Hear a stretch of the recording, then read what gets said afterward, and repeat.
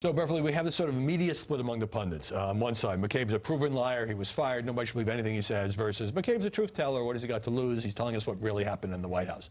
That's pretty typical in the media these days. And McCabe's hoping that you buy the book and find out for yourself, because I think this is really about him trying to get some money, get some notoriety, because he has a lot of legal cases ahead of him. But what I think is interesting, what he has said so far, is he seems to want to throw Rod Rosenstein under the bus. It seems like they're all out for themselves right now. So it's going to, I think they're going to be more tell-all books, and I think the mainstream media is always happy for someone who's critical of Trump to have them on their show, maybe The View, maybe go on Good Morning America. So there will be a media tour from this book. That was a gratuitous shot of The View. Yeah, I do think Andrew McCabe will be on The View. All right, we heard it here.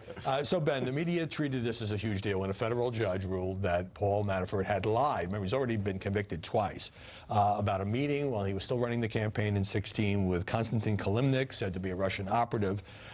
He's going to prison for a long time. In fact, Mueller's office just recommended a sentence of 19 to 24 years. But it still leaves open the question about whether Donald Trump knew of any of this. Well, I do think that that's an open question still, but I think we have to keep in mind the larger context of this, which is that the public was sold a story about President Trump and his relationship with Russia that we know at this point simply hasn't been held up by the facts. It does not exist in the format that it was sold to the American people. Now, I do think that Paul Manafort was a bad guy and engaged with a lot of shady characters and did a lot of shady things. Frankly, that's not news to anyone who's been in Washington over the past couple of decades about Manafort, and I'm not surprised that we continue to see that he engaged in behavior that, frankly, runs afoul of the deals that he's negotiated, et cetera. See, but Ben was good. He said in the format originally presented, which by that he means conspiracy by Donald Trump with the Russians. Yeah. The format originally presented by Donald Trump was that no one in his campaign did anything like this.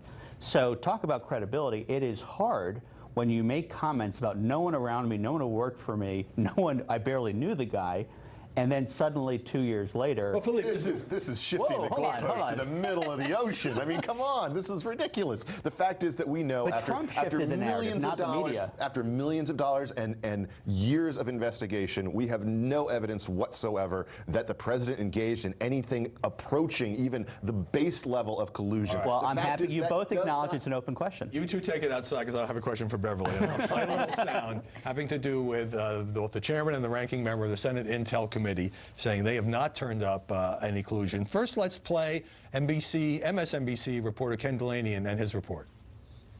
After 2 years and interviewing more than 200 witnesses, the Senate Intelligence Committee has not uncovered any direct evidence of a conspiracy between the Trump campaign and Russia. And here's the tweet from the President of the United States. Hell hath frozen over. Thank you to MSNBC, says Donald Trump. But how much coverage did those Senate findings get? Not much at all. And if you take a look at the difference in coverage of Jesse Smollett in that situation, over 100 hours, very little on this committee hearing at all. Remember, this is a bipartisan committee. Democrats were involved with this as well. But once again, unless the narrative fits that somehow there was collusion with Russia, mainstream media doesn't want to run with those stories. All right. It did vanish very quickly. Except MSNBC in the clip we just watched. Well, no, that was good reporting, a fair and accurate report. All right, I'm going to give you each 10 seconds on this. President tweeting today after SNL did a skit last night, Alec Baldwin saying, "Wall is good, we want the wall." Here's the tweet. Nothing funny about SNL on fake news NBC. Question is, how do the networks get away with these total Republican hit jobs without retribution? Likewise, other shows. Very unfair and should be looked into. It's a comedy show. It is a comedy show, though the comedy has largely been absent in recent years. I'd like them to bring it back. Right. I mean, there's no question that Alec Baldwin is a liberal who wants to drive President Trump from office, but, you know, again, it's a comedy show. You should take a note from Representative Dan Crenshaw, who did go on, and I even think may have won his race because of the popularity. Self-deprecating humor goes a long way. You're saying President Trump should go on SNL? Mm-hmm. Okay. I'm not holding my breath. He did. It wasn't funny.